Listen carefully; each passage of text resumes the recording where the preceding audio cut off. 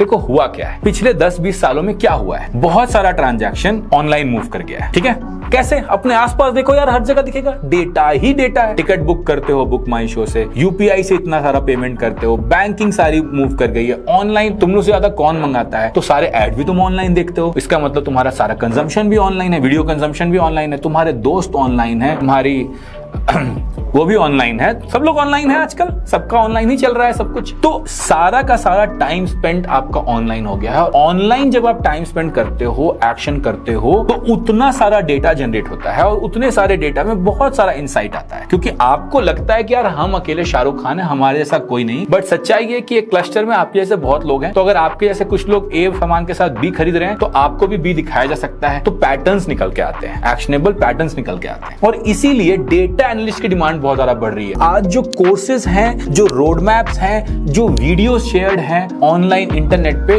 वो data analyst का जो एक्चुअल जॉब है, इंटरव्यू है, जो डे इन द लाइफ है, जो रिक्वायरमेंट्स है, उससे बहुत अलग है यार। ये प्रॉब्लम लग रही है। तो आज हम इस पे बात करेंगे कि डेटा एनालिस्ट करता क्या है, क्या प्रोजेक्ट्स होने चाहिए, कैसी जॉब लगनी चाहिए, जॉब में होता क्या है। इस टॉपिक में डेप्थ में घुसने के लिए आपको बड़े इत्मीनान से बैठ जाना है और समझना है सबसे पहले कि डेटा एनालिस्ट करता क्या है। और ये वीडियो जो मैं बना रहा हूँ, ये डेटा एनालिस्ट यानी कि फ्रेशर डेटा एनालिस्ट के लिए बना रहा हूं। तो इसलिए जब मैं हायरिंग मैनेजर से बात करता हूं, तो वो कहते हैं कि डेटा इंपोर्ट कर पाना और इंपोर्ट करके डेटा क्लीन कर पाना एक बहुत बड़ा पार्ट हो जाता है डेटा एनालिस्ट का। सोचो, डेटा एनालिस्ट में जो एनालिस्ट है वहां तो आप घुसे ही नहीं, आप तो डेटा में ही हो। उसके बाद डेटा का और क्या काम होता है? एसक्यूएल से क्वेरी करके ला पाना, एक्सेल में डाउनलोड कर पाना, एक्सेल में डंप ले पाना, ये सब बहुत इंपॉर्टेंट चीज है। यानी कि डेटा एनालिस्ट का जो पहला पार्ट है डेटा, उस पर बहुत सारा समय बिताना पड़ता है इंसान को। तो अगर आप एक डेटा एनालिस्ट के काम को समझोगे कि उसकी रिक्वायरमेंट क्या है, देखो किसी भी जॉब रोल को अगर समझना है तो ऐसे समझना चाहिए कि बिजनेस में एक जो बिजनेस एंटिटी है, एक चाय की दुकान है, एक ई कॉमर्स, एक बेवकूफ.com है, ऐसा कुछ भी है, उसमें ये बंदा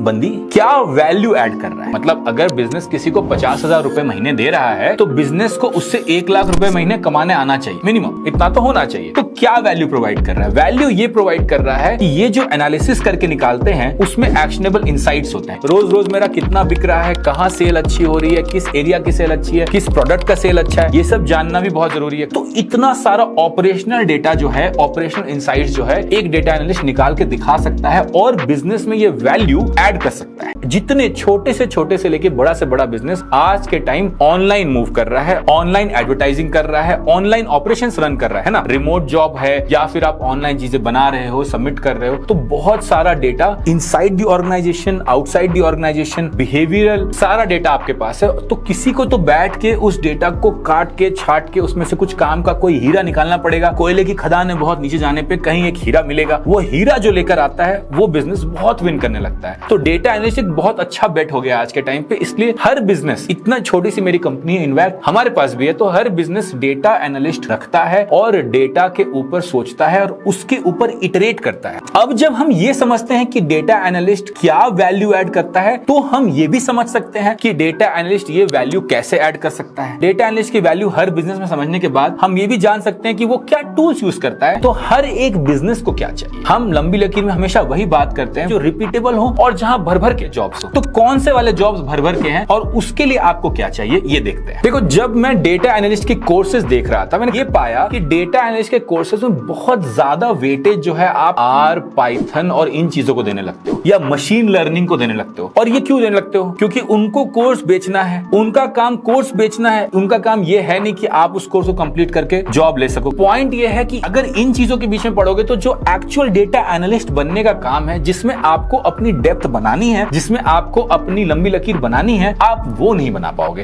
तो लंबी लकीर बनानी किस चीज में है? सबसे ज्यादा इंपॉर्टेंट, जो मैंने पहले भी कहा था, वो है डेटा इंपोर्ट और डेटा क्लीनिंग। और ये पीस हर कोर्स में, हर रोड मैप में ये पीस मिस हो जाता है। उसके बाद क्या इंपॉर्टेंट है? एक्सेल। एक्सेल एक ऐसा टूल है जो डेटा एनालिस्ट का स्विस नाइफ है, हर कोई यूज करता है। तो एक्सेल में आपको फॉर्मूला लगाना, टेबल बनाना, पिवट टेबल, लुकअप्स, ये सब आने चाहिए। अधिकतर बच्चे इसमें एनफ टाइम नहीं स्पेंड करते। क्यों नहीं स्पेंड करते? क्योंकि जब वो एक कोर्स देख रहे होते हैं तो उस कोर्स में एक्सेल भी है, एसक्यूएल भी है, आर, पाइथन, मशीन लर्निंग पे इतना सारा टाइम स्पेंड किया गया है और एक्सेल और एसक्यूएल पे इतना। जबकि होना क्या चाहिए पता है? एक्सेल और एसक्यूएल पे इतना टाइम स्पेंड होना चाहिए और बाकी तो बस एडेंडम है यार, पीछे वाले वो तो सीख ही जाएंगे टाइम के साथ। तो एक्सेल पे ढेर सारा टाइम, उसके बाद एसक्यूएल पे। एसक्यूएल क्यों? क्योंकि जो डेटा है वो डेटाबेस में है, आपको रोज उस डेटा का डंप लेना है, उस पर एनालिसिस करना है। अगर बहुत बड़ा है तो आप सारा डेटा का डंप एक बार में ले सकते हो, नहीं तो एक्सेल बैठ जाएगा। तो आपको उसमें स्लाइसिंग डाइसिंग करके, यानी कि उसको काट के, सॉरी मैं बहुत सारे डेटा एनालिस्ट के वर्ड्स यूज कर रहा हूं क्योंकि काफी सारा रिसर्च कर लिया है, तो उसको काट के मतलब थोड़ा एक्सेल पे लगाना और जो नया डेटा आया है उसको पुराने डेटा से मिलाना, उसके बाद एनालिसिस को अपडेट करना, ये आपके दिन का मेजर काम होता है। तीसरी टूल जो बहुत इंपॉर्टेंट है वो है टैबलू या पावर बीआई। मैंने पहले भी कहा था कि जब आप डेटा को एनालाइज करते हो तो एनालाइज करके जब आप एक्शनेबल इंसाइट निकालते हो तो एक बार नहीं निकालते हो। ऐसा नहीं बोलते हो कि अरे बाबू ये आज हमने बता दिया, अब इसी रकीर पे चलते रहिए 10 दिन। नहीं, 10 दिन तो नहीं चलेंगे। क्यों? क्योंकि डेटा ट्रेंड्स हर दिन चेंज हो रहे हैं, तो आपको उसको